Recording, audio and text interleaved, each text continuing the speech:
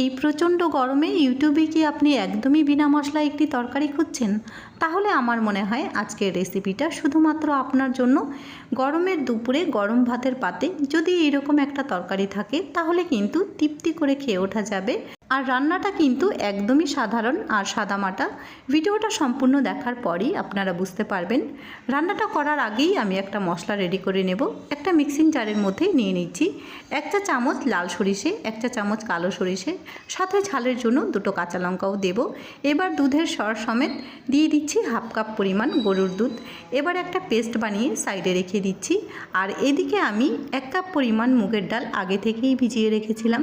3 থেকে 4 বার ভালো করে ওয়াশ করে নেওয়ার পর একটা প্লেটের মধ্যে তুলে নিচ্ছি। আমি ডালগুলো 30 মিনিট উষ্ণ গরম জলে ভিজিয়ে রেখেছিলাম আর ডালটা কিন্তু বেশ ফুলে উঠেছে। আমি মিক্সচার মেশিনেই ডালগুলো বেটে নেব।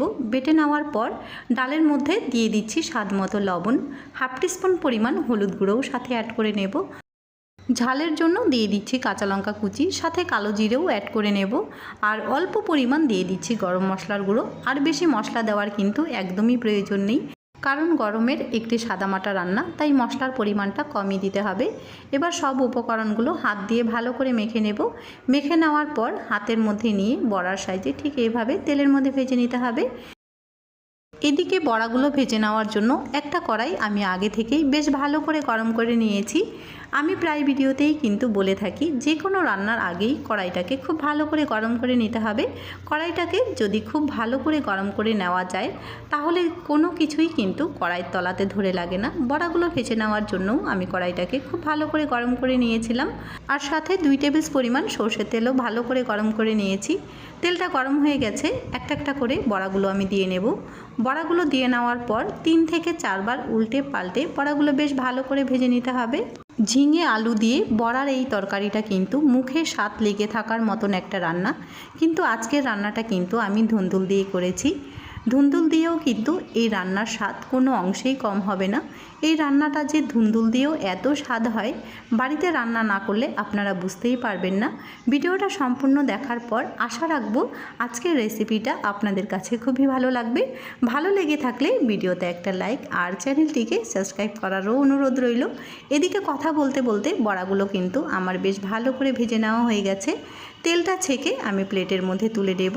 আর একই কড়াইতে আবার 1 টেবিল পরিমাণ সরষের তেল গরম করে ফোড়ন দিচ্ছি 2টো শুকনো লঙ্কা 2টো মাঝখান থেকে ভেঙে দিয়েছি। আর সাথে ফোড়নের জন্য দেব হাফ চা চামচ কালো জিরে। এবার ফোড়ন আসা পর্যন্ত একটু লাল করে ভেজে নিতে হবে।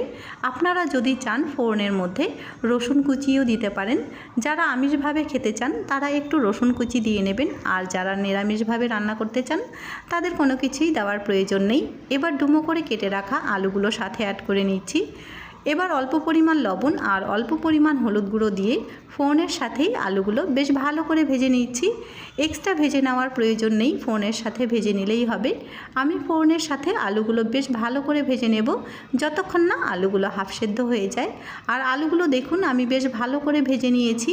ভেজে নেওয়ার পর আগে থেকেই আমি ধুন্দুলগুলো ঠিক এভাবে কেটে নিয়েছিলাম, সাথে ধুন্দুলগুলোও আমি অ্যাড করে নেব। এই রান্নাটা কিন্তু ঝিঙে কিংবা সাদা ধুন্দুল দিয়ে খেতে খুবই ভালো লাগে, যে কোনো একটা দিয়ে নিলেই হবে। কেটে রাখা ধুন্দুলগুলো দিয়ে নেওয়ার পর আলুর সাথে বেশ ভালো করে কষিয়ে নেব। এদিকে দেখুন ধুন্দুলগুলোও কিন্তু বেশ ভালো করে মজে এসেছে আর আলুগুলোও হাফ সেদ্ধ হয়ে গেছে।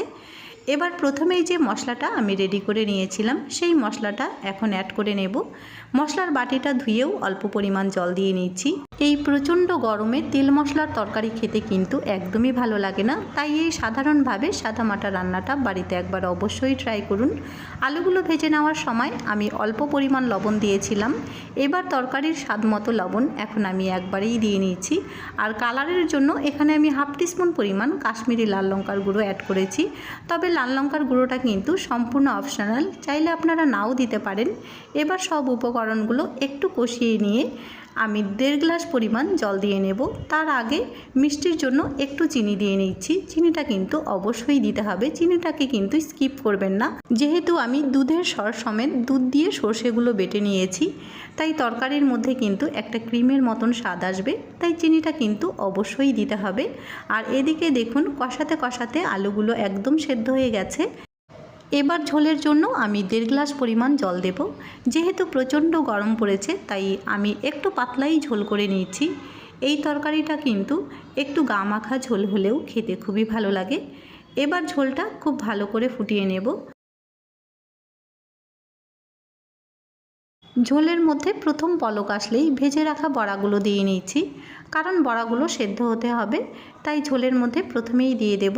তাহলে বড়াগুলো খুব সুন্দরভাবে ভেতরে ঝোল ঢুকে গিয়ে ফুলে উঠবে আর বড়াগুলো খেতেও খুবই ভালো লাগবে। এবার তরকারিটা বেশ ভালো করে ফুটিয়ে নিতে হবে আর তরকারিটা বেশ মজিয়ে আর জমিয়ে রান্নাটা করে নামিয়ে নিলেই গরমের দুপুরে নিরামিষ তরকারি আমাদের একদম রেডি হয়ে যাবে। সম্পূর্ণ ভিডিওটা দেখার পর একদমই সাদামাটা একটা রান্না কার কার ভালো লেগেছে কমেন্ট করে জানাতে ভুলবেন না। ভিডিওটা ভালো লেগে থাকলে বন্ধু বান্ধব আত্মীয় স্বজন সবার সাথে শেয়ার করবেন।